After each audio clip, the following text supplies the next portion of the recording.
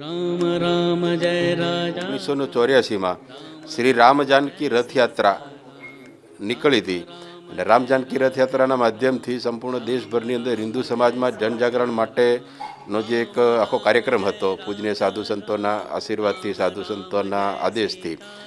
તો ત્યારથી આ આંદોલનની સાથે હું જોડાયો છું. એટલે 1984માં રામ જાનકી રથયાત્રા જે પહેલું એક કાર્યક્રમ હતો. 1989માં શ્રી રામ શિલા પૂજન કાર્યક્રમ થયો, એમાં પણ સહભાગી થયો હતો, એમાં પણ સક્રિયતાથી ભાગ લીધો હતો.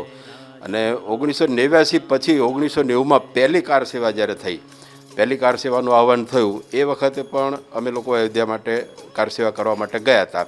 અને બીજી કાર સેવા 6 ડિસેમ્બર 1992માં એ થઈ, તો એ કાર સેવામાં પણ મેં ભાગ લીધો હતો. એટલે એવું કહેવાય કે રામ મંદિર અભિયાનની શરૂઆતનો પહેલો કાર્યક્રમ થયો હતો. ત્યારથી માંડીને આજ સુધીના, એટલે મંદિર નિર્માણ જે ભવ્ય થઈ રહ્યું છે, અને છેલ્લે કદાચ રામલલ્લાના દર્શન કરીને જઈશું, એટલે શરૂઆતથી અંત સુધીના બધા જ કાર્યક્રમોમાં સહભાગી થવાનો કુદરતે પ્રભુ શ્રી રામચંદ્રજી એક મોકો આપ્યો છે કે રામ મંદિરના આંદોલનની શરૂઆત થઈ. અને રામના નામના કારણે સંપૂર્ણ હિન્દુ સમાજમાં, ભારત વર્ષના હિન્દુ સમાજમાં જે એકતા અને સામાજિક સમરસતા જે નિર્માણ થઈ, એ બહુ અદ્ભુત એક કિસ્સો. કે અમે જેમ મેં કીધું એમ કે ભાઈ ચાલતા ચાલતા અમે અયોધ્યા તરફ જતા હતા, તો એ વખતે ગામડાઓમાંથી છુપાઈને જવું પડતું હતું, કારણ કે રોડ રસ્તા ઉપર જઈએ તો પોલીસ પકડી લેતી હતી. પરંતુ ગામડાની અંદર કે જ્યાં આજે તો TV, print media, social media, mobile વગેરે છે, એ વખતમાં તો આવું કંઈ નહોતું. એટલે સમાચાર પણ લોકોની સુધી પહોંચતા નહીં.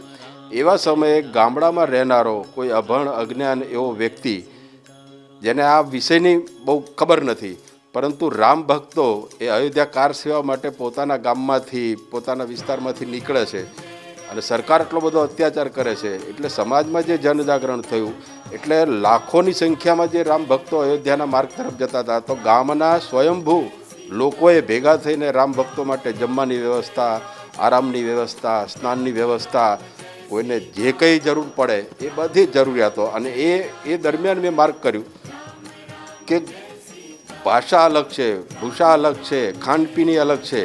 એટલે દક્ષિણ ભારતમાંથી આવેલા સાઉથના લોકો કે જેને હિન્દી ભાષા પણ ખબર નથી, કે બોલી નથી શકતો, સમજી નથી શકતો, માત્ર ગમે તે ઘરે જઈને ખાલી બાયણું ખખડાવે, જય શ્રી રામ કાર સેવક, તો એને આવકાર મળતો.